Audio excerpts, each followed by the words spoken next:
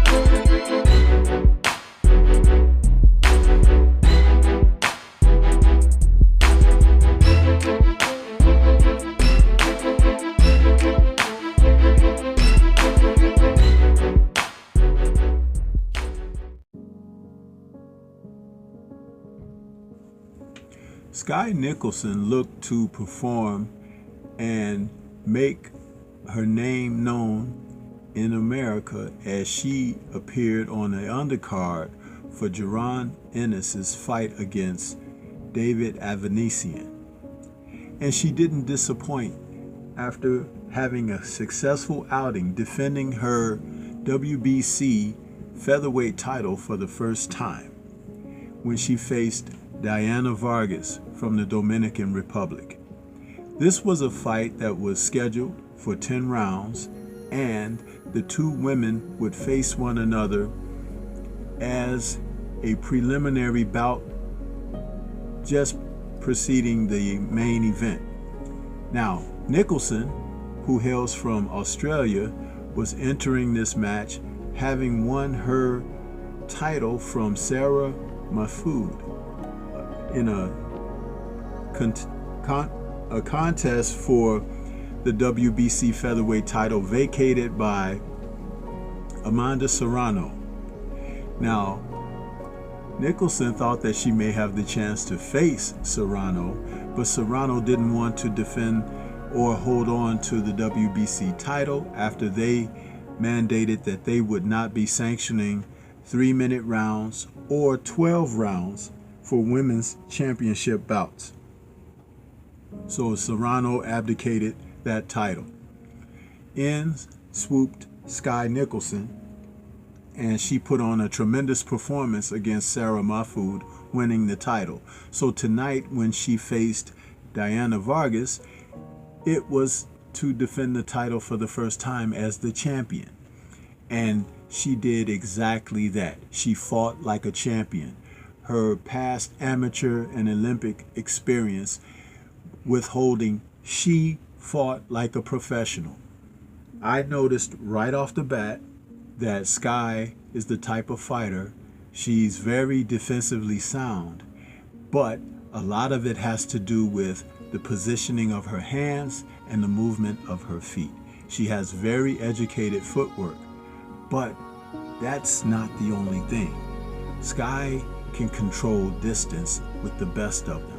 I believe that comes from the solid amateur background that she had, where she learned to punch and stab the target, to maintain distance, to throw combinations, and be safe from mid to outside ranges. Against Vargas, who looked to slug from the opening. Vargas is a fighter who entered the bout 19-1 with 12 KOs and had never fought outside of the Dominican Republic. So a lot of her opposition you may question because everything was done at home. But Skye didn't make or allow Vargas to feel at home. She operated behind a very stiff jab Her movement was second to none. I loved how she used a stutter step, how she stepped with the jab, how she feinted and moved off of the feint, or sometimes feinted and attacked off of the feint. She mixed it up in a variety of manners. And once she recognized that she had her distance down, it was all over for Vargas, because Vargas was swinging and whiffing and couldn't land the solid shots that she would need to be a scoring factor in this fight.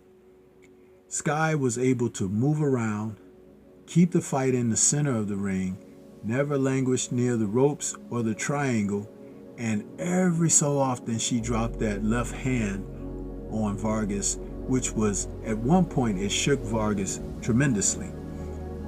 Skye has power because she throws her punches with a complete snap and she turns the punches over. I noticed that as she gained confidence as the fight went on, she got a little more relaxed and she was able to throw the punches at will. And there were moments when Vargas, out of frustration, would try to do some things, but Skye wouldn't even buy into that. She would just smile at her, ward her off with shots or movement, and keep the fight going at her own pace. I really liked the performance that she put on.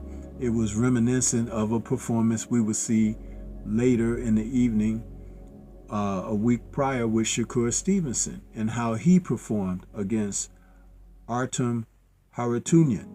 And this is something to look forward to, because women's boxing has grown by leaps and bounds. And with a champion like Skye Nicolson, we will see great matchups. It's going to take a heck of a fighter to beat this young fighter, because at 28, she's prime, she's raring to go, and she is a skillful headsy fighter. She has an award-winning smile where she looks and makes it seem like everything is so easy, but I can tell that she works very hard at her craft and is an exciting fighter to watch in the women's division of boxing. I look forward to when she faces off again. This is someone that we can kind of build a liking for. Skye Nicolson is a heck of a boxer of that Shakur Stevenson ilk, but she's exciting. But what do you think? This is Stormy B-Man. Shout out to the mighty LDBC and Liberated Perspective, a third eye view of the world. For more content such as this, please like, comment, subscribe, and share. Let me know what your thoughts are about Skye Nicolson and what should be next for her. Peace to everyone out there, and everyone please remain safe.